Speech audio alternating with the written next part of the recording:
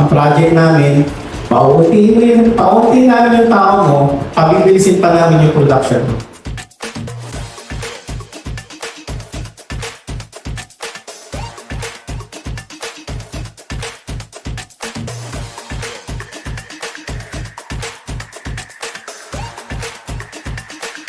So para sa kanila, napakahirap magbitaw ng pera kung alam naman niya hindi niya mapamaximize yung makina niya. Ito lang yung makina na pwedeng ibenta kahit saan.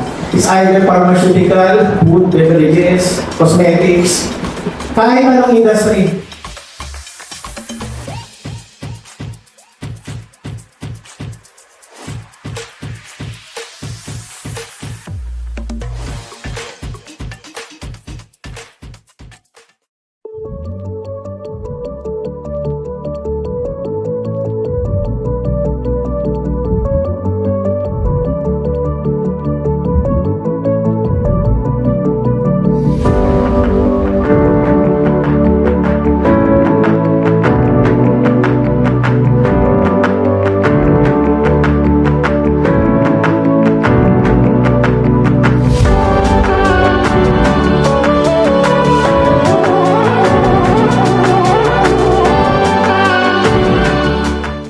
Ang maganda naman sa nangyayari kaya pa, medyo patins ng mataas. Yun. So sana yung organization din namin, medyo lumaki na rin.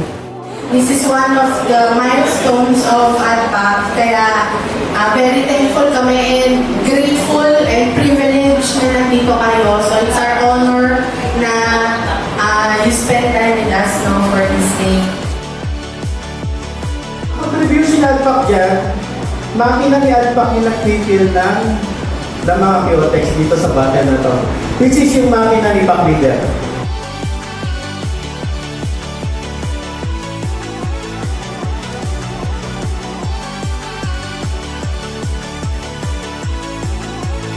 So, depende pala kung yung mga nasa paligid natin.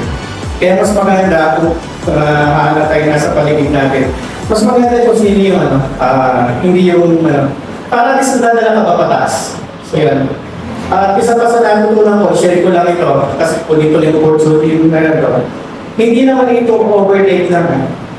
Kung makikita nyo ito, nag-start kami 2020. Hindi naman 3 years para maging ganito para makapagpalita ng mga milyon na halaga Ang tingnan nyo dito, kailan ba nagsimula?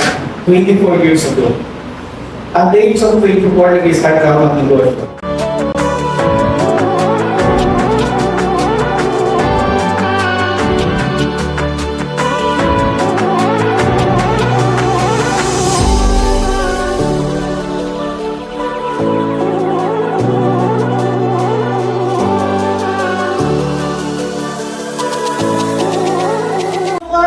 Hindi naman talaga siya nababayaran.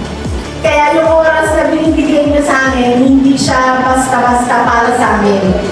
Pagka nagsabi kayo na okay kayo, maraming salamat talaga yung pakiramdam namin kasi hindi siya ganun kadaling ibigay.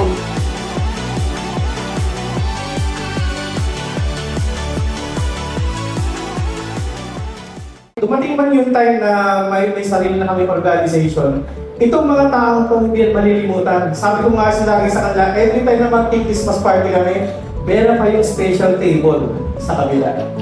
Kasi hindi naman makapalayo sa ADPAC kung wala yung mga taong yan.